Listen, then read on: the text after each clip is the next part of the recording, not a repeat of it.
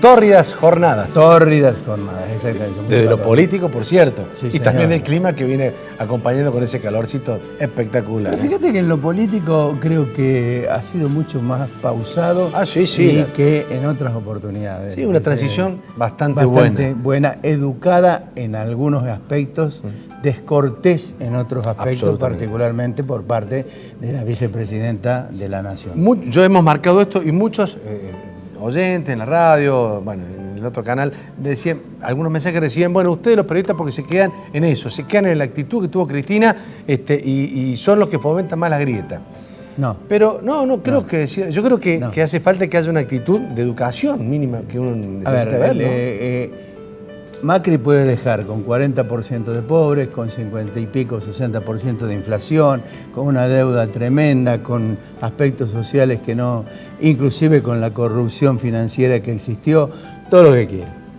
Ahora, la descortesía es parte también de un nivel educativo que hay que respetar. O sea, de ser cortés implica también un grado de educación. A mí me parece que la falta de educación total y absoluta a un presidente que se va. Como fue anteriormente con las excusas que hizo la vicepresidenta, primero diciendo una cosa en el libro, diciendo otra posteriormente. Pero creo que esa descortesía empañó un poco los abrazos que se dieron Fernández y Macri despidiéndose uno y el otro, bueno, aferrándose ya al nuevo cargo. Y además con un discurso que leía y que estaba, me parece, no sé si conocía total el texto, la vicepresidenta. Sí, no le gustó algunas cosas. Pero miraba, quería cogoteaba para ver qué decía el texto, ¿no? Claro. Pero, incómoda, se notaba incómoda porque no era la protagonista.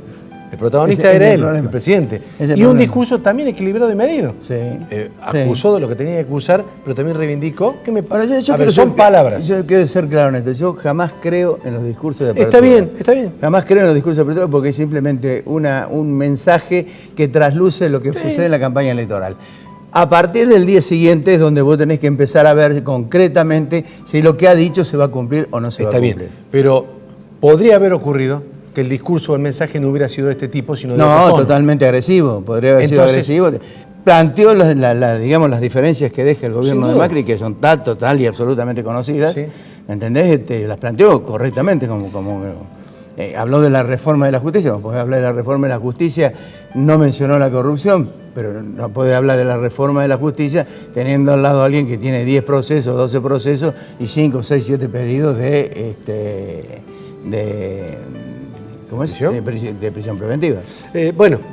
Digo, en ese marco me pareció que lo recatable fue la actitud. Como dice Ricardo, son palabras, no le crean los discursos. Si nos remitimos del 83 hasta la fecha, evidentemente los discursos de apertura después no han tenido la correlación con lo que ha ocurrido en el país. Pero uno también tiene esa necesidad, no sé si de creer, pero por lo menos de esperanzarse en que en algo puede cambiar. Sí, la gente tiene algún grado de esperanza. Ahora, evidentemente, ya lo vamos a hablar con Eduardo González Bolín, la situación económica que deje este gobierno es bastante complicada, fondos no hay, habrá que emitir, habrá que ver el impacto que tiene la emisión, habrá que ponerle plata en el bolsillo de la gente. Tiene un costo, ¿no? Tiene un costo, y ese costo hay que ver.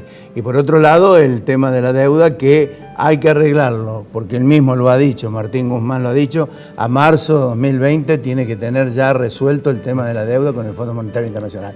Ya ha habido reuniones, intercambio de opiniones antes de asumir, pero hay datos significativos con respecto a esto que hay que ver que quienes son los poseedores de esos títulos van a aguantar 2 o 3 años sin cobrar intereses y sin que esos intereses se acumulen. Eso lo vamos a preguntar a Eduardo porque creo que es un factor indispensable, me parece, para llegar a un acuerdo con los bonistas. Porque, convengamos una cosa, la hicieron al 60, al 70% de la tasa de interés. Hicieron. Claro. Y saber quiénes son es muy fácil.